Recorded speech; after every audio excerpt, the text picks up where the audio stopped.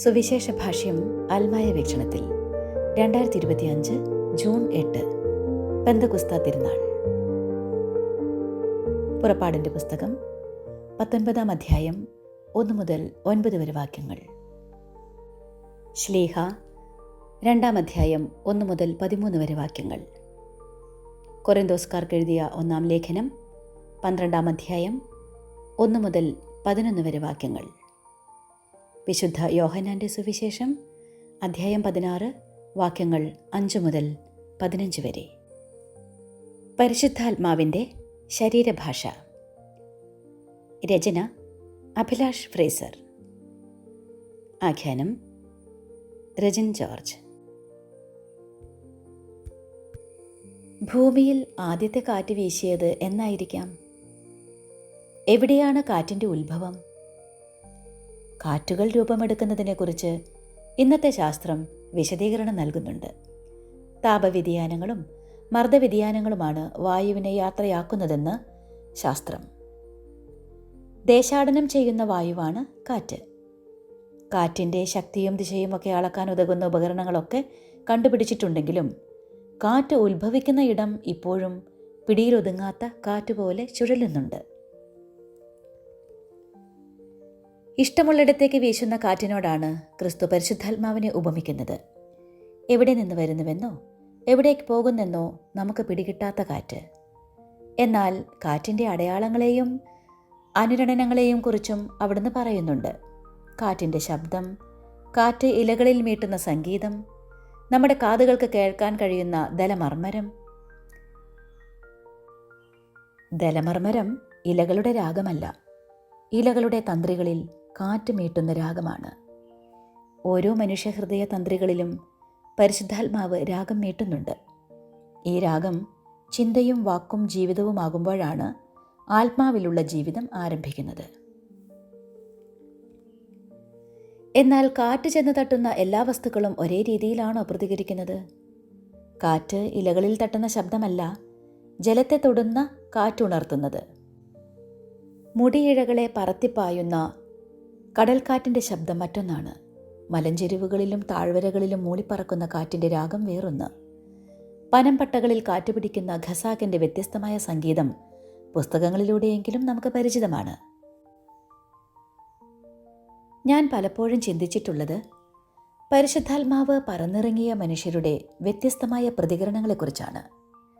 ആത്മാവിനെ ഏറ്റവും ഗാഢമായി സ്വീകരിച്ച പരിശുദ്ധ മറിയം എത്ര അഗാധമായ മൗനത്തിലേക്കാണ് ആണ്ടുപോയത്. എല്ലാം ഹൃദയത്തിൽ സംഗ്രഹിക്കുന്ന ആ ഗാഢമൗനം ബൈബിൾ തൂവൽ പോലെ നനുത്ത വാക്കുകൾ കൊണ്ടാണ് മെനയുന്നത്. ആത്മാവ് എഴുന്നള്ളുമ്പോൾ അസാധാരണ ആഴമുള്ള മനുഷ്യർ അതിനെ കടലാഴം പോലെ ഏറ്റുവാങ്ങുകയും മറിയത്തെ പോലെ നിശബ്ദരാകുകയും ചെയ്യുന്നു എന്ന് വേണമെങ്കിൽ പറയാം. ആത്മാവിൻ്റെ ഉടൽ ഭാഷ മറിയത്തിൽ മൗനമായിരുന്നെങ്കിൽ പെന്തക്കുസ്ത നാളിൽ അത് പീറ്ററിൽ ആർത്തിരമ്പലും ആരവങ്ങളുമായി മാറുന്നു. പരിശുദ്ധാത്മാവിൻ്റെ ഉടൽ ഭാഷകൾ പലതാണ്.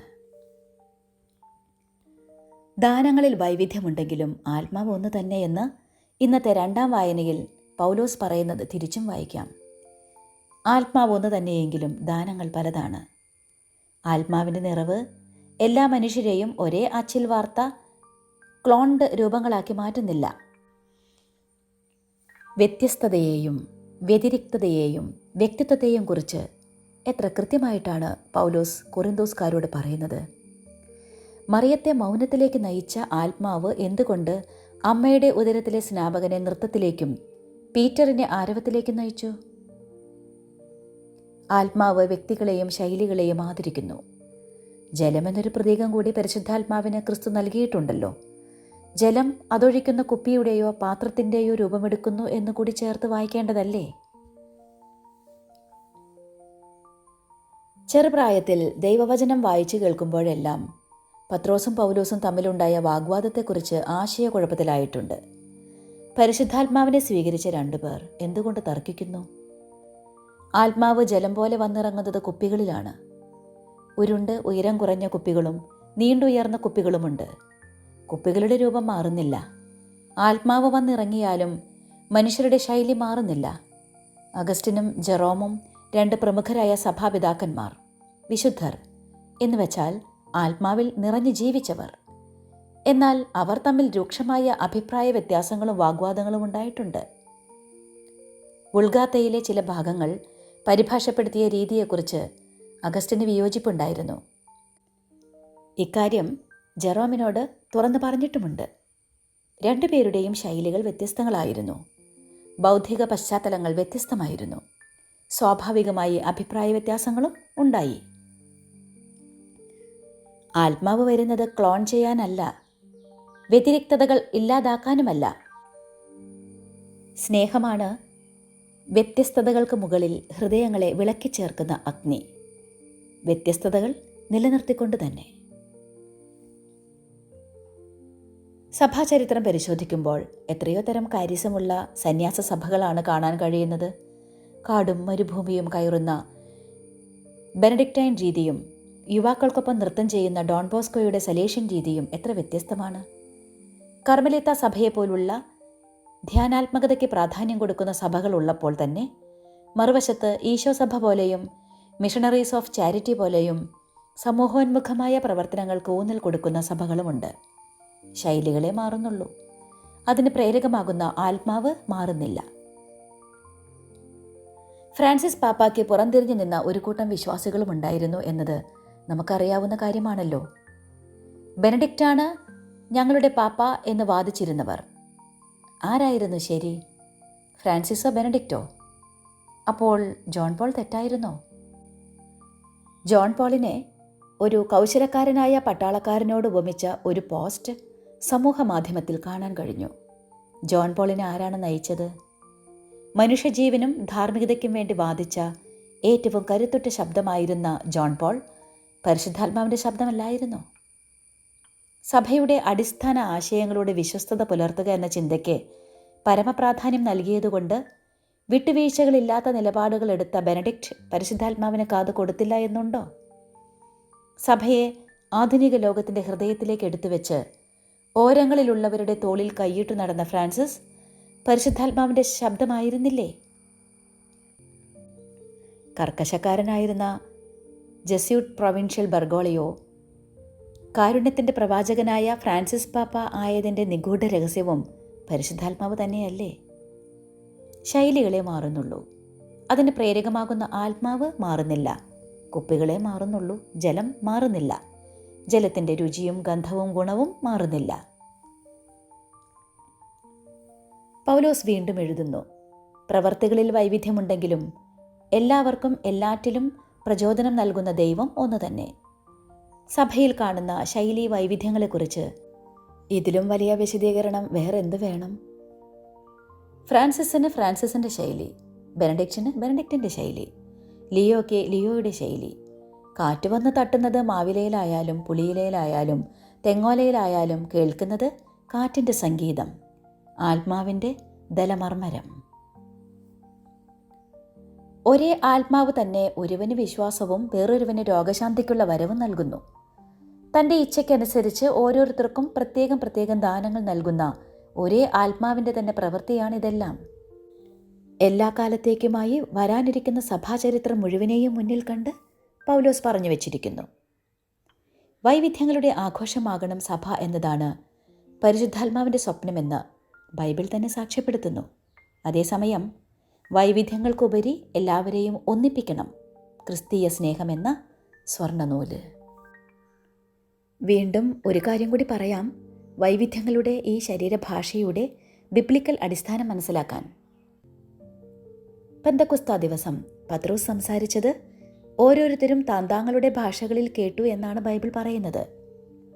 പത്രോസ് അരമായ ഭാഷയിൽ പ്രസംഗിച്ചപ്പോൾ അത് മനസ്സിലാക്കാൻ പരിശുദ്ധാത്മാവ് എല്ലാ ദേശക്കാർക്കും അരമായ ഭാഷ പഠിപ്പിച്ചു കൊടുത്തു എന്നല്ല.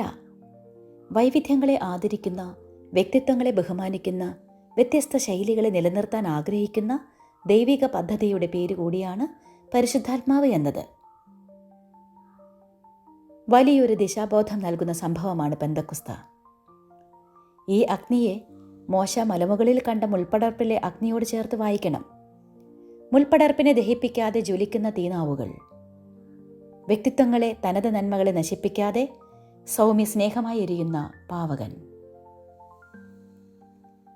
സുവിശേഷ പ്രഘോഷണ പരിശ്രമങ്ങളുമായി ഇറങ്ങിത്തിരിച്ച യൂറോപ്യൻ മിഷണറിമാർക്ക് പറ്റിയ ഒരു തെറ്റിനെക്കുറിച്ച് ഒരിക്കൽ ഫ്രാൻസിസ് പാപ്പ ഓർമ്മപ്പെടുത്തിയിരുന്നു. യൂറോപ്യൻ മിഷണറിമാർ കോളനി പ്രദേശങ്ങളിൽ ചെന്ന് പ്രേഷിത പ്രവർത്തനം നടത്തിയപ്പോൾ അവരുടെ തനത് സംസ്കാരങ്ങളെ വിഴുങ്ങിക്കളഞ്ഞതിനെക്കുറിച്ച്, പാശ്ചാത്യ സംസ്കാരം അടിച്ചേൽപ്പിച്ചതിനെക്കുറിച്ച് പാപ്പ സങ്കടത്തോടെ പറഞ്ഞിട്ടുണ്ട്. ജലം പകരാനേ പറഞ്ഞിട്ടുള്ളൂ, കുപ്പികൾ പൊട്ടിച്ചു കളയാൻ പറഞ്ഞിട്ടില്ല. എന്നിട്ടും കുപ്പികൾ പൊട്ടിച്ചും ഉടച്ചു വാർത്തും ചെയ്ത അതിക്രമങ്ങളുടെ കഥ കൂടിയായി നമ്മുടെ പ്രേഷിത വേലകൾ ചിലപ്പോഴെങ്കിലും മാറിപ്പോയതെന്തേ? ക്രിസ്തുവുമായുള്ള അനുരൂപണങ്ങൾ ആത്മാവിലാണ് നടക്കേണ്ടത്. അത് സ്നേഹത്തിലും കാരുണ്യത്തിലുമാണ് പൂർണ്ണമാകേണ്ടത്. അനുരൂപണം വേണ്ടത് വേഷഭൂഷാദികളിലല്ല, കെട്ടിയാട്ടങ്ങളിലോ കെട്ടുകാഴ്ചകളിലോ അല്ല, ഉള്ളിൻ്റെ ഉള്ളിലെ സന്നിധാനത്തിൽ. ആത്മാവിലെ പരിച്ഛേദനത്തെക്കുറിച്ച് പൗലോസ് പറയുന്നത് പല ആവർത്തി വായിക്കണം. ഉടലിൻ്റെ പരിച്ഛേദനത്തിൻ്റെ കാലം എന്നേ കഴിഞ്ഞു എന്ന് 2000 വർഷമായിട്ടും മനസ്സിലാകാതെ പോകുന്നവരുണ്ട്. വസ്ത്രങ്ങളുടെ തൊങ്ങലുകൾ എണ്ണി മേനി പറയുന്നവർ. കുപ്പികളെക്കുറിച്ചും ജലപാത്രങ്ങളെക്കുറിച്ചും ചിന്തിച്ചും തർക്കിച്ചും ഉള്ളിലെ ജലത്തിൻ്റെ രുചിയും കുളിരുള്ള മധുരിമയും മറന്നുപോകുന്നവർ. ജലസ്രോതസ്സുകളെ, കടലാഴങ്ങളെ, മഹാസമുദ്രങ്ങളെ മറന്നുപോകുന്നവർ. എന്തു പറയാൻ? ഇനിയും അത് മനസ്സിലാക്കാതിരിക്കാൻ 2000 വർഷം ഒരു ചെറിയ കാലയളവായിരുന്നോ? ശൈലികളുടെ വ്യത്യസ്തതകളെ അംഗീകരിക്കണമെന്ന് പറയുമ്പോൾ തന്നെ ശൈലികൾക്കുള്ളിലെ ചൈതന്യത്തെക്കുറിച്ചും പറയാതെ വയ്യല്ലോ. ഡിഗ്രിക്ക് പഠിച്ച ഒരു ഡ്രാമാറ്റിക് മോണോലോഗുണ്ട്. കവിതയുടെ ഒരു അവതരണ രീതിയാണിത്. റോബർട്ട് ബ്രൗണിങ്ങിൻ്റെ ആൻഡ്രിയ ഡെൽ സാർത്തോ. ഫ്ലോറന്റൈൻ കലാപ്രതിഭകളുടെ കൂട്ടത്തിൽ സാങ്കേതികമായി ഏറ്റവും പൂർണ്ണത നേടിയ കലാകാരനായിരുന്നു ആൻഡ്രിയ. അയാളുടെ ആത്മാലാപങ്ങളിലൂടെ പുരോഗമിക്കുന്ന കവിത ഏതാണ്ട് മധ്യഭാഗത്തെത്തുമ്പോൾ സ്വന്തം ചിത്രങ്ങളെ മറ്റൊരു ചിത്രകാരനായ റാഫേലിൻ്റെ മഡോണ ചിത്രങ്ങളുമായി താരതമ്യം ചെയ്യുന്ന ഒരു രംഗമുണ്ട്. റാഫേൽ വരച്ച ചിത്രങ്ങളിലെ സാങ്കേതിക ന്യൂനത സാങ്കേതിക ചിത്രകലാ വിദഗ്ധനായ ആൻഡ്രിയ നിഷ്പ്രയാസം കണ്ടുപിടിക്കുന്നു. തൻ്റെ ഇടം കൈകൊണ്ട് ആ ന്യൂനത തനിക്ക് പരിഹരിക്കാൻ സാധിക്കും എന്നയാൾ വീമ്പിളക്കുന്നു. എന്നാൽ അടുത്ത നിമിഷത്തിൽ അയാൾ സ്വയം തിരിച്ചറിയുന്നു, എൻ്റെ ചിത്രങ്ങൾക്ക് റാഫേലിൻ്റെതിനേക്കാൾ കൂടുതൽ സാങ്കേതിക തികവുണ്ട്. എന്നാൽ അയാളുടെ ചിത്രത്തിനുള്ളിലുണ്ട് അജയ്യമായ ആത്മാവ്. അക്കാര്യത്തിൽ റാഫേൽ എന്നെ ബഹുദൂരം പിന്നിലാക്കുന്നു. ശൈലികൾ മാറിയേക്കാം, വ്യക്തികളും സ്വഭാവ സവിശേഷതകളും മാറിയേക്കാം. എന്നാൽ സമർപ്പണമാണ് മുഖ്യം. ഏതളവിൽ നിങ്ങൾ ആത്മാവിന് മുന്നിൽ സ്വയം കൊടുക്കുന്നു എന്നതാണ് പ്രധാനം. ജലപാത്രം എത്ര വരെ നിറച്ചു? പകുതിയോ അതോ മുഴുവനോ? മേഘം പിളർന്നിറങ്ങുന്ന അഗ്നിയിൽ എത്ര പൊള്ളലേറ്റു? തൊലിപ്പുറത്തോ നെഞ്ചകത്തിലോ? ജ്വാലകൾ എരിയുന്നുണ്ടോ ഉള്ളിൽ? ഒരു മഹാപ്രവാഹം ഉടലെടുക്കുന്നുണ്ടോ ഹൃദയത്തിൽ? ഒരു അരിപ്രാവ് കുറുകുന്നുണ്ടോ ആത്മാവിൽ? ഒരു മഹാമേരുവിൻ്റെ നേർത്ത തുഞ്ചത്ത് ഉടയാടകൾ പറത്തിക്കൊണ്ട് വീശുന്ന കാറ്റിൻ്റെ നിമന്ത്രണം കേൾക്കാൻ കഴിയുന്നുണ്ടോ? ലോകത്തിൻ്റെ അതിരുകളോളം വീശുന്ന അനാദിയായ ആ കാറ്റിൻ്റെ. സുവിശേഷ ഭാഷ്യം അൽമായ വീക്ഷണത്തിൽ 2025 ജൂൺ 8 പെന്തക്കോസ്താ തിരുനാൾ. പരിശുദ്ധാത്മാവിൻ്റെ ശരീരഭാഷ. രചന അഭിലാഷ് ഫ്രേസർ. ഇംഗ്ലീഷ് മലയാളം നോവലിസ്റ്റും കവിയുമാണ് ലേഖകൻ. ആഖ്യാനം രജൻ ജോർജ്. എല്ലാവർക്കും പെന്തക്കോസ്താ തിരുനാളിൻ്റെ ആശംസകൾ.